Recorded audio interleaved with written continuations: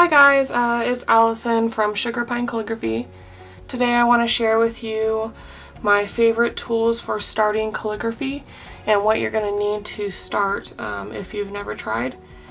These are tried and tested and true, and I love them. I use them all the time. They're not just for starters, they're for people that do this all the time. So without further ado, let's just get into it.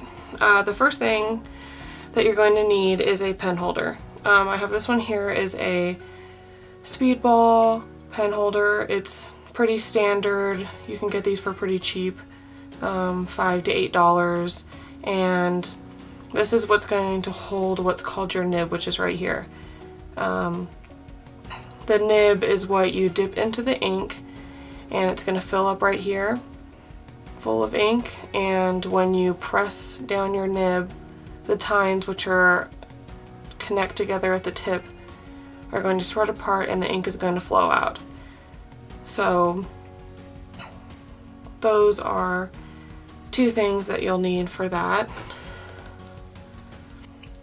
So like I said, this is the speedball pen holder. If you really want to invest in your calligraphy supplies, you can get a better ink holder. This one is by Ink Me. This cost me around $100, but it's totally worth it if you're going to be doing envelopes all the time. And they insert the flange right here. They custom do everything. It's really great. It has a wider base, which is nice to hold and grip. It helps your hand from not getting so tired. So yeah, that's the first thing, is you're going to need a pen holder. The second thing, like I mentioned before, is a nib. So there's tons and tons and tons of nibs, different nibs. These are two of my favorites that I include in my kits when I do workshops. This one right here is the Nico G. It's a firmer nib, but it has a really fine point, so you can get hairline strokes for your upstrokes. And then, so it's great for starters. And then over here we have the blue pumpkin, which is also called the Leonart 40. It's called the blue pumpkin because it's blue.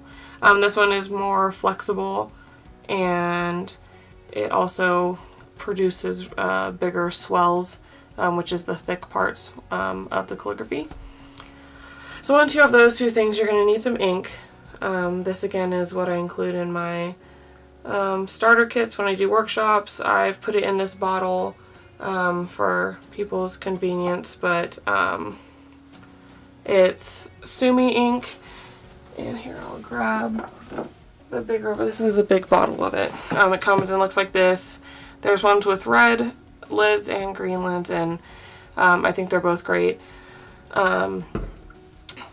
They have a really great consistency, and they're opaque, and it's black ink, and it dries shiny, and it looks really nice, and it's waterproof as well.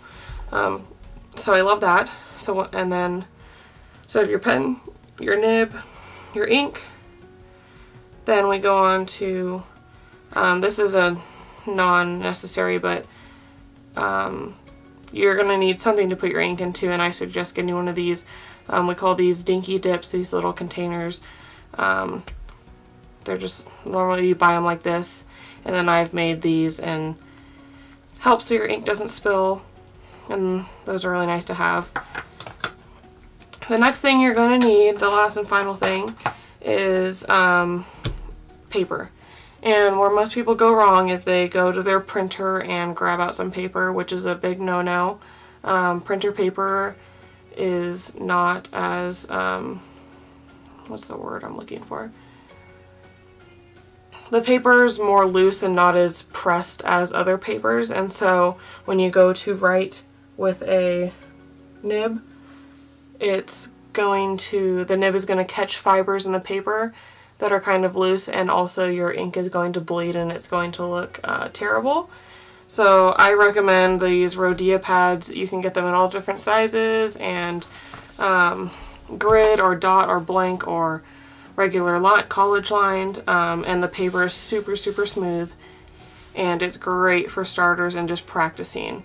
One of the biggest downfalls that I had was I wasn't using something like this, and it can be really frustrating trying to do calligraphy and it's not turning out good and you don't know why. So these are great, and they come with tons of paper and they're super smooth and really great to practice on. So those are my 5 things that I suggest that you get if you're going to be a starter, starting out calligraphy. This will help you to not burn out so quick or get frustrated, and help you get on the right path if you want to do it as a hobby or a business.